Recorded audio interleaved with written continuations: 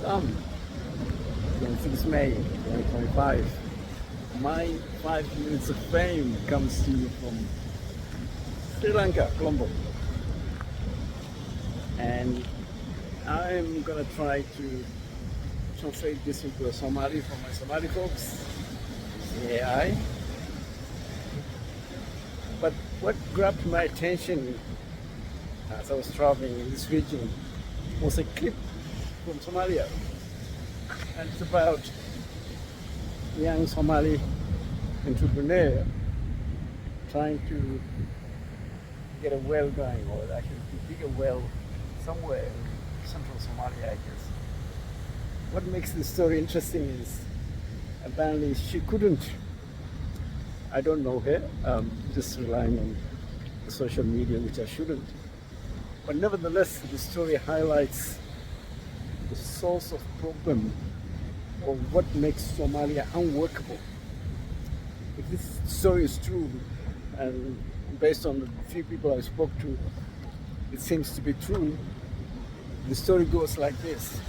A young Somali entrepreneur, a young lady in this case, travels from Scandinavia, but it doesn't really matter, it could be from anywhere, sets up an industry to make soaps and shampoo or something along those lines, tries to dig a well, and the elderly men, it's always men, those old tribal men with the yellow, red beard, remember them? Apparently they refused. The young generation is pro, they want that to happen, but the old generation says, no, what I cannot understand, and someone can explain to me, I'm a Somali and I should understand this. And when this gets translated into Somali, my Somali folks, I also want you to make me understand what's the difference between building a factory, a shop, a house on a piece of land owned by some tribe, in this case very sad, or digging a well. Why can't you dig a well? What's the difference?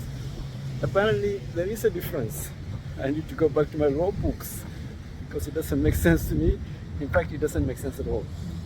It's just a stupid idea. It's just a crazy idea. And that explains a lot of the problems in my country, in Somalia. You're Somalia if you're Somali. How can that be? How much longer? 30 years ago, 40 years ago, that wouldn't have happened.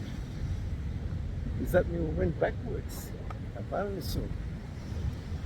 More on that I'll write about this. This is not sustainable. This cannot continue. Whoever claims to be a leader in Somalia, do something about this. The other thing that grabbed my attention in the last few days was watching the circus at what we call the Somali parliament. Just imagine this. A parliamentarian gets $5,000. 5,000 big ones. What for? Just to turn up, to make some noise. And the discussion was about whether to help the Somali soldiers or to contribute, and the answer was no, we have to debate, we have to argue. What's there to debate? What's there to argue? We are sick of this. I am really disappointed with you guys who are calling themselves MPs or local member of parliaments. We wrote something about this. We tried to educate you. Go and see samsoc.org, Somali School of Government. And I'm just about to run out of my 5 minutes of fame, but I just wanted you to think about these two things. Not related, but nevertheless also related.